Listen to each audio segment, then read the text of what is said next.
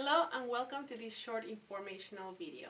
My name is Victoria Castañeda Vargas. I am the Student Support Advocate at Merodeo High School. Today we will talk a bit about anxiety as a whole and also anxiety during COVID times.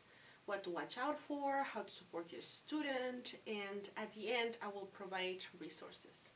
So first of all, what is anxiety? Anxiety is our body's response to stress. So as you can imagine, some anxiety is normal, some anxiety is good. It's adaptive and protective. We need a little bit of it to motivate us to accomplish goals. The issue arises when anxiety gets so disturbing that it stops us from accomplishing our goals. Anxiety is one of the most prevalent mental health disorders, but it's treatable. The thing is addressing it and addressing it early.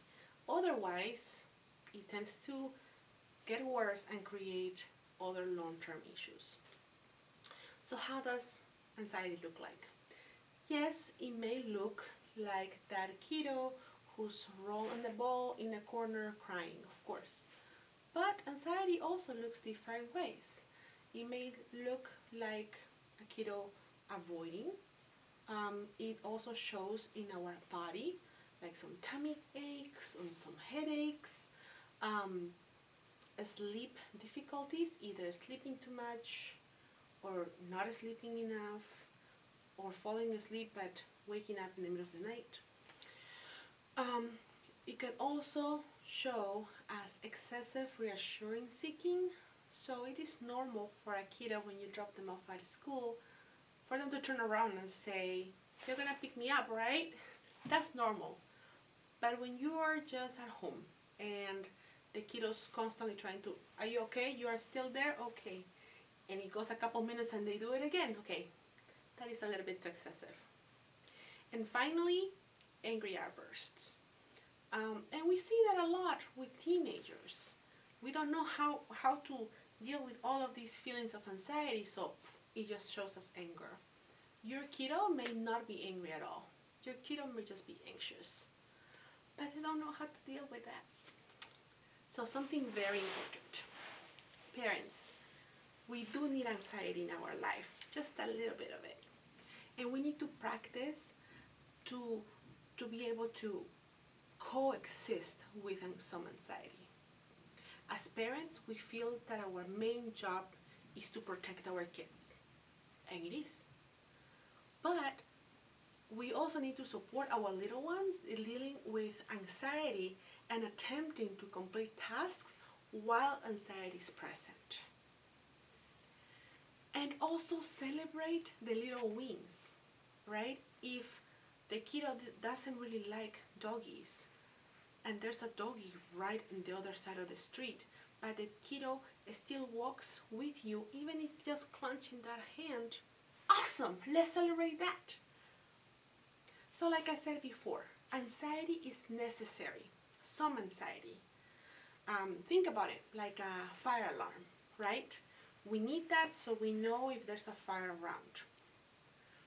So as parents, we may, that little beep, maybe bothering my kid too much, let me take those batteries out. Now, you know you won't do that. You need that fire alarm.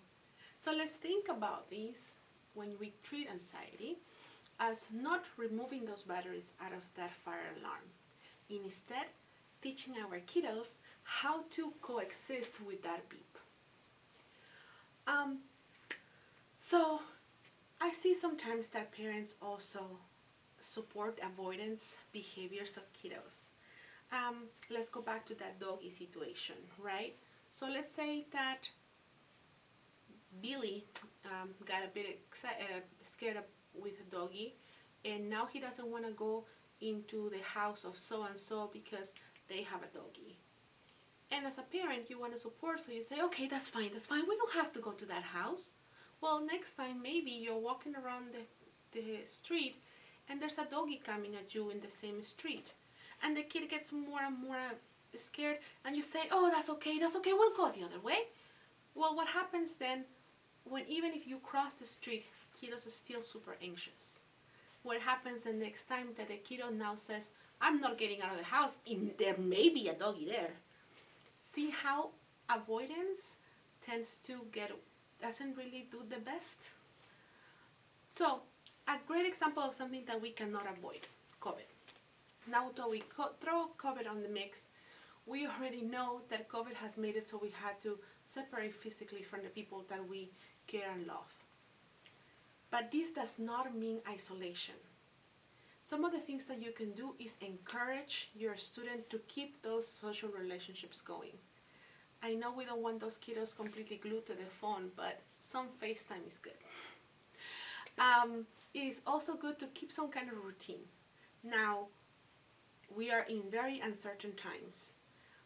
Some kind of routine will allow your kiddo to get back into that swing of things and provide a little bit of a structure. I will ask you though not to be very strict with those routines. Let's keep them loose.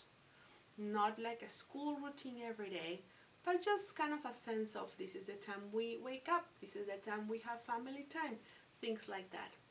And again, be flexible.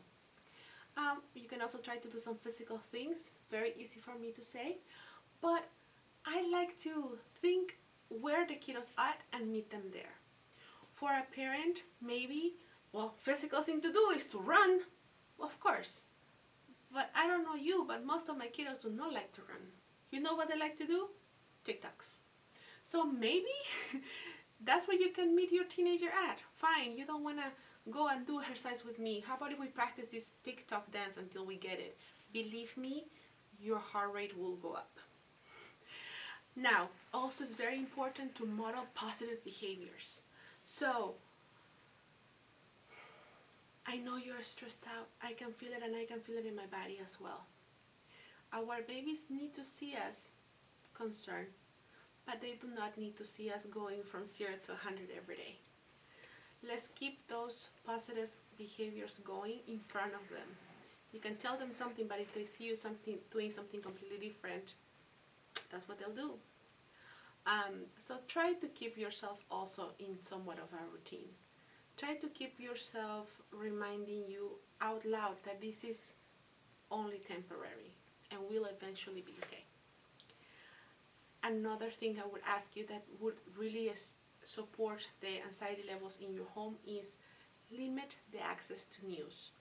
Nowadays we get bombarded with information at all times, and a lot of this info is not based on truth or science. Please check your sources. Even little ones can read our energy. So if you're going to bring a conversation topic in the family table, make sure that you're bringing it with the truth. Now, about teens. I work with teens, and for them, a school is not only the place to learn, but it's also their community. So this pandemic for them has also cost them a lot of these social connections. I am seeing those anxiety levels rise, and these kiddos are getting extremely worried about family as a whole, their health, their family income, etc. So with them, let's make sure to be supportive and practice empathy. It is hard to balance our own needs as well as your teens. So I ask you to be present. And it's important to remind our kiddos, like I said previously, that we're all going through this at the same time.